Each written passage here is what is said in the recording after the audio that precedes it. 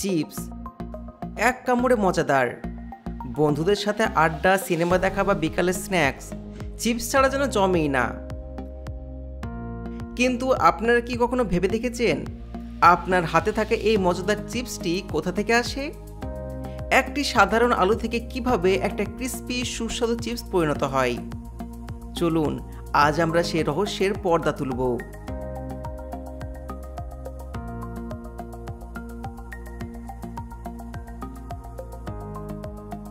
সবকিছু শুরু হয় আলু থেকে।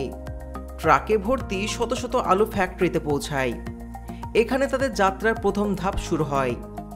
আলুগুলোকে বিশাল কনভেয়ার বেল্টের মাধ্যমে প্রথমে ধোয়ার জন্য পাঠানো হয়।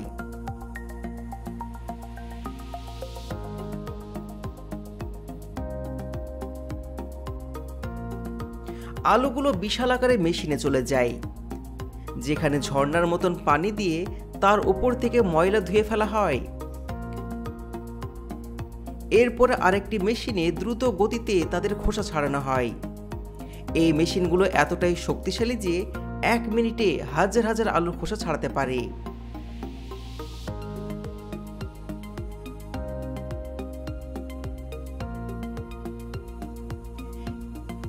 এরপর আসে সবচাইতে গুরুত্বপূর্ণ অংশ, স্লাইসিং। প্রতিটি আলুকে এমন একটা মেশিনে পাঠানো হয় যা তাদের নিখুঁত পাতলা গোল স্লাইসে পরিণত করে। আপনারা দেখতে পাচ্ছেন প্রতিটি স্লাইস কতটা পাতলা এবং সমান। এটাই চিপসকে ক্রিস্পি করে তোলার মূল কারণ। এবার ম্যাজিক দেখার পালা।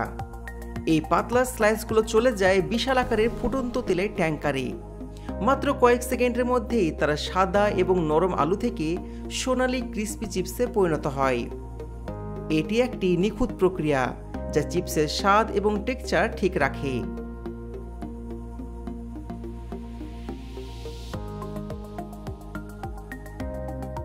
তেলে ভাজার পর চিপসগুলো থেকে অতিরিক্ত তেল ঝরিয়ে নেওয়া হয়।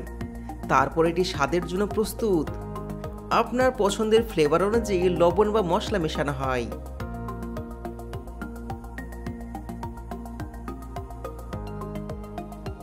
এখন চিপসগুলো প্যাকেজিংয়ের জন্য প্রস্তুত। ওজন অনুযায়ী প্রতিটি প্যাকেটে নির্দিষ্ট পরিমাণে চিপস ভরা হয় এবং প্যাকেটগুলো সিল করে দেওয়া হয়। প্যাকেটের ভেতরে নাইট্রোজেন গ্যাস ভরে দেওয়া হয় যাতে চিপসগুলো দীর্ঘদিন সতেজ এবং ক্রিস্পি থাকে।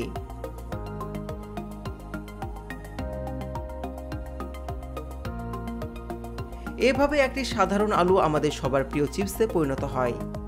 এই পুরো প্রক্রিয়াটি নিখুঁতভাবে নিয়ন্ত্রণ করা হয় যাতে প্রতিটি চিপস একই রকম সুস্বাদু হয়।